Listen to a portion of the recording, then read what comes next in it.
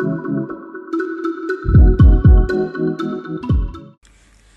sih landas kontinen, lereng benua, dan tanjakan benua itu? Apa sih bedanya dari mereka bertiga ini? Ini ada ilustrasi tentang landas kontinen ya teman-teman. Bisa dilihat di sini dataran yang ditarik ukur untuk menjadi landas kontinen. Simpelnya gini, landas kontinen itu bagian dasar laut yang masih dekat dengan daratan, bentuknya dangkal dan melandai pelan dari garis pantai. Bayangin teman-teman, berjalan dari tepi pantai ke laut yang makin dalam, tapi jalannya landai dan tenang, itulah landas kontinen. Perpanjangan alami dari benua yang kebetulan sedang tertutup air laut. Nah, terus gimana kalau soal lereng dan tanjakan benua? Setelah melewati bagian landai yang udah kita jelasin sebelumnya, kita akan sampai di lereng benua, tempat di mana dasar laut mulai menurun tajam seperti turunan curam. Disinilah laut jauh lebih dalam, bisa mencapai ribuan meter ke bawah, membentuk sisi miring yang menghubungkan landas kontinen dengan laut yang lebih dalam. Dan di bawah lereng itu ada yang namanya tanjakan benua. Ini seperti area transisi yang menumpuk sedimen semacam debu dan partikel dari daratan yang terbawa arus dan akhirnya mengendap. Tanjakan ini jadi jembatan alami menuju dataran abisal, yaitu dasar laut dalam yang datar dan tenang. Untuk perhitungan kira-kira dari setiap segmen, itu teman-teman bisa dilihat di gambar ya. Lereng benua itu sekitar 201 meter sampai 2000 atau 3000 meter di bawah laut. Dan tanjakan benua yang dihitung mulai dari 2001 atau 3001 meter hingga 4000 meter di bawah laut. Setelah itu, ZEE dan laut lepas. Apa sih ZEE dan laut lepas? Untuk memudahkan teman-teman, ini kita lihat ilustrasi daerah bagian mana yang menjadi ZEE dan laut lepas. Supaya mudah, kita bisa ilustrasikan seperti ini. Coba teman-teman bayangin, kita punya pantai pribadi yang luar biasa panjangnya, terus kita bisa jalan ke laut sampai 200 mil laut jauhnya. Nah, area laut itu namanya zona ekonomi eksklusif atau ZEE.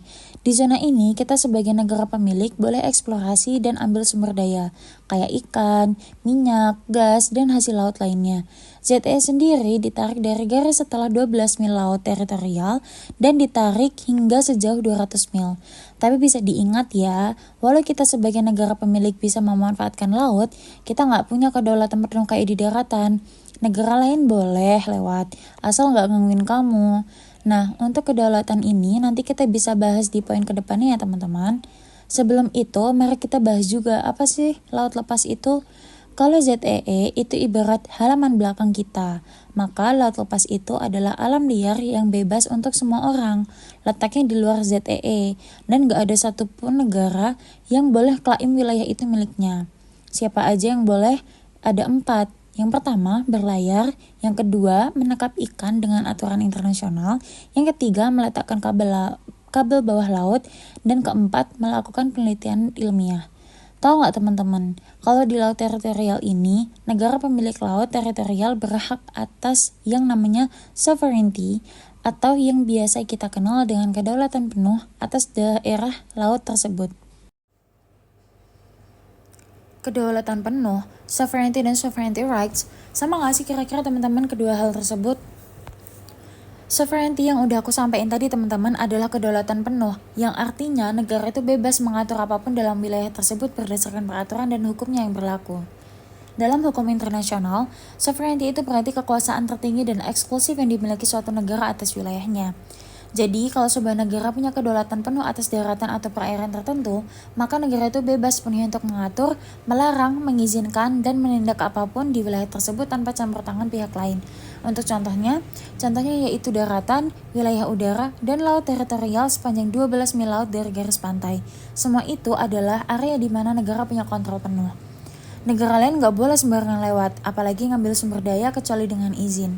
Ini mirip kayak rumah teman-teman sendiri, yang punya ya yang ngatur, dan punya kuasa. Nah, beda lagi dengan sovereignty rights. Di sini negara tidak punya kedaulatan penuh, tapi punya hak eksklusif untuk tujuan tertentu. Biasanya soal eksplorasi dan eksploitasi sumber daya alam.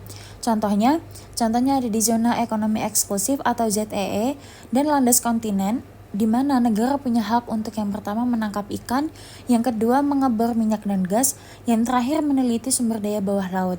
Tapi negara tidak bisa melarang kapal asing untuk melintas selama kapal itu melakukan pelayaran damai. Jadi kita bisa bayangin ZEE itu kayak halaman rumah. Kita boleh manfaatin buat berkebun dan ambil hasilnya. Tapi kita nggak bisa larang orang atau bisa disebut negara luar untuk lewat jalan setapak umum di pinggir halaman tersebut.